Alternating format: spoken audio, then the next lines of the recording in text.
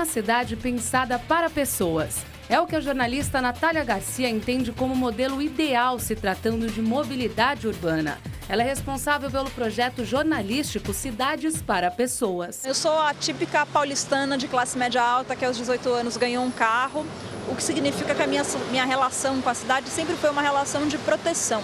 Eu ia de lugares seguros para lugares seguros, geralmente dentro de um carro.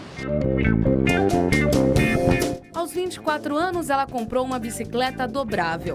A ideia era chegar mais rápido aos seus destinos. Eu, de fato, cheguei mais rápido, mas essa foi a menor das coisas que aconteceu na minha vida.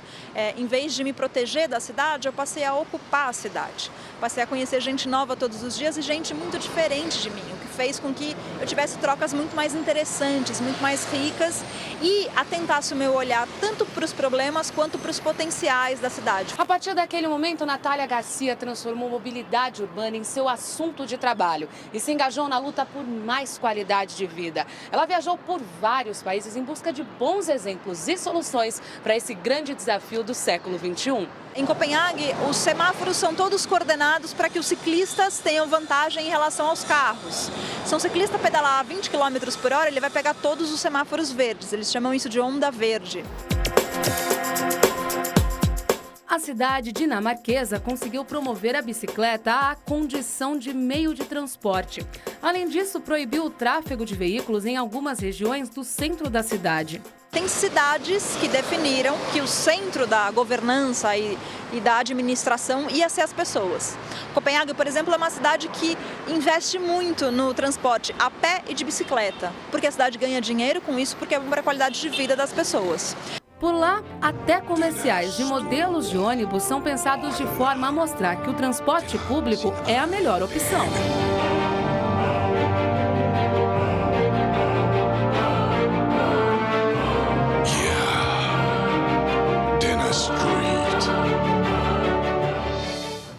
Nem precisamos ir tão longe em busca de bons exemplos.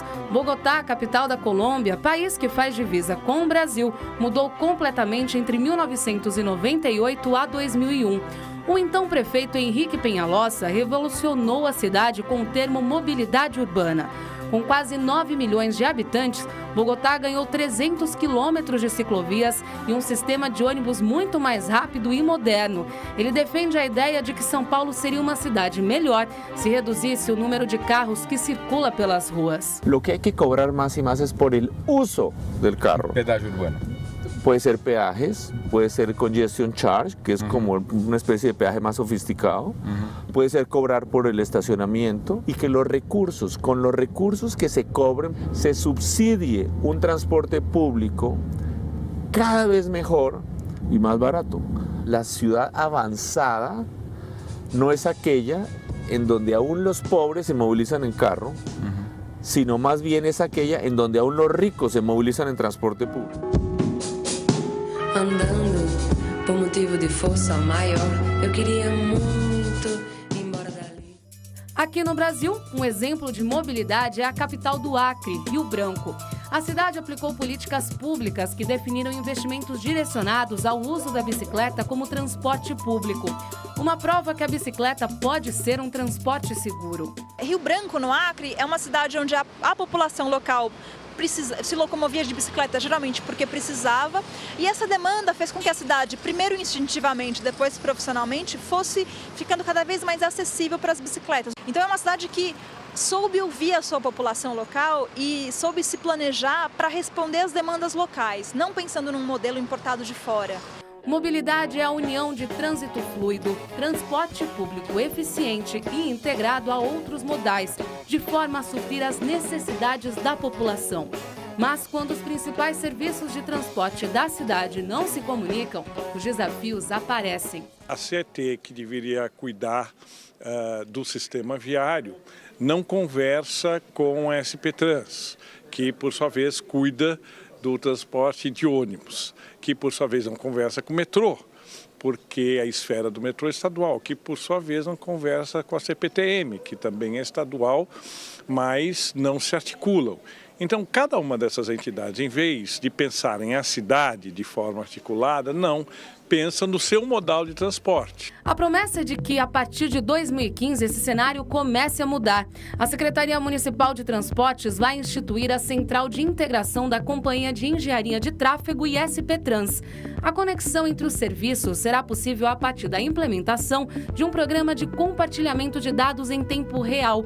Uma das metas é reduzir o tempo que o paulistano gasta no trânsito. Na medida que a gente cria um centro integrado, possibilita as duas gerências operacionais, as duas gerências de operação, tanto CT e SP Trans, que elas possam atuar a partir de um ponto determinado, observando aí a aproximação desses corredores de transporte, de uma forma integrada. Para que exemplos de Copenhague e Bogotá funcionem em São Paulo, o poder público precisa ir além da integração dos órgãos responsáveis pelo trânsito. A boa cidade é a que tem mais opções e a gente tem que combinar possibilidades, combinar opções. A própria bicicleta como meio de transporte, ela fica mais interessante quando combinada com o transporte público, por exemplo. Muitas vezes os paulistanos se deslocam por 10, 15 quilômetros. Tudo isso de bicicleta fica um pouco mais difícil. Mas se ele consegue ir até o ponto de metrô mais próximo, por exemplo, deixar a bicicleta lá e aí seguir de metrô, já fica muito melhor, com muito mais qualidade o deslocamento dele. E ele é um carro a menos na rua.